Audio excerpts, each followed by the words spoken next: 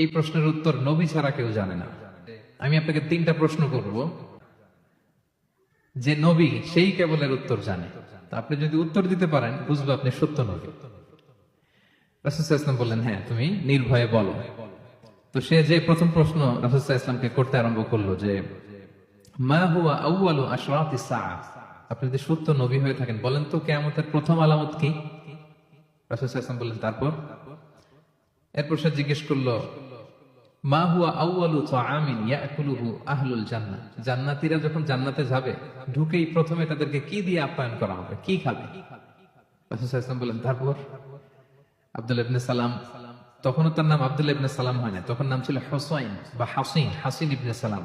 ইসলাম ধর্ম গ্রহণের পর রাসূল সাল্লাল্লাহু আলাইহি ওয়াসাল্লাম নাম দিয়ে দিলেন আব্দুল্লাহ। তারপর সে বলল যে সন্তান যখন হয় সন্তানের চেহারা কখনো হয় বাবার মতো, কখনো হয় মায়ের মতো, এর কারণটা কি? এই 3টা প্রশ্নের উত্তর নবী ছাড়া কেউ জানে না। আপনি যদি নবী হন তাহলে বলেন। আপনাদের কি মনে হয় রাসূল সাল্লাল্লাহু আলাইহি ওয়াসাল্লাম বলতে পারবে নাকি? হ্যাঁ পারবে। রাসূল সাল্লাল্লাহু আলাইহি ওয়াসাল্লাম বললেন একটু আগেই জিবরাইল আলাইহিস সালাম এই 3টা প্রশ্নের উত্তর আমাকে শুনিয়ে গিয়েছে। ওয়া মা ইয়ানতিকু আনিল হাওয়া ইন হুয়া ইল্লা ওয়াহয়ু ইউহা, তিনি বানিয়ে মন গড়া কিছু বলেন না। আল্লাহ তাআলার পক্ষ থেকে যে বার্তা আসে ওইটাই তিনি পৌঁছে দেন। তো তিনি বললেন শোনো, তুমি প্রথম যে প্রশ্ন করেছো যে কিয়ামতের সর্বপ্রথম আলামত কি, কিয়ামতের আউয়ালু আশরাতিস সাআতি ফানারুন তাহশুরুহুম মিনাল মাশরিকি ইলাল মাগরিব, কিয়ামতের প্রথম আলামত হচ্ছে দাবানল। একটা আগুনের দাবানল দাউ দাউ করে জ্বলতে জ্বলতে মানুষগুলোকে পৃথিবীর পূর্ব প্রান্ত থেকে পশ্চিম প্রান্তে নিয়ে জড়ো করবে। This is the first sign of কিয়ামা। 2 নম্বরে তুমি জিজ্ঞেস করেছো যে জান্নাতীরা জান্নাতে ঢুকলে কি দিয়ে আপ্যায়ন করা হবে। রাসূল সাল্লাল্লাহু আলাইহি ওয়াসাল্লাম বললেন যে আউয়ালু তাআমিন ইয়াকুলুহু আহলুল জান্নাতি ফাজিয়াদাতু কাবিদিল হুত, জান্নাতীরা যখন জান্নাতে ঢুকবে তাদেরকে মাছের বুনা কলিজা বা কলিজার পাশে একটা জায়গা আছে, এই অংশটাকে ফ্রাই করে প্রথমে আপ্যায়ন করানো হবে।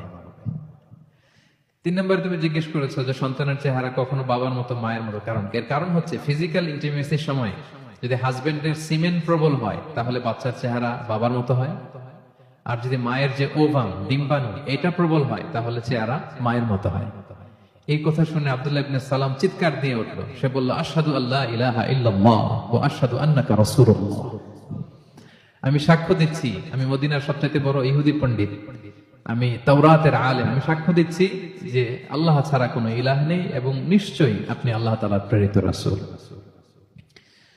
তো এই হচ্ছে আব্দুল্লাহ ইবনে সালামের রাদিয়াল্লাহু তাআলা আনহু আরদার ইসলাম ধর্ম গ্রহণের ঘটনা। তিনি রাসূল সাল্লাল্লাহু আলাইহি ওয়াসাল্লামের ইন্তেকালের পরেও প্রায় 33 বছর বেঁচে ছিলেন। তিনি 43 হিজরিতে ইন্তেকাল করেছেন। ওনার নাম আগে ছিল হাসিন ইবনে সালাম। ইসলাম ধর্ম গ্রহণের পরে রাসূল সাল্লাল্লাহু আলাইহি ওয়াসাল্লাম বললেন তোমার নাম হচ্ছে আজকে থেকে আব্দুল্লাহ। কি নাম?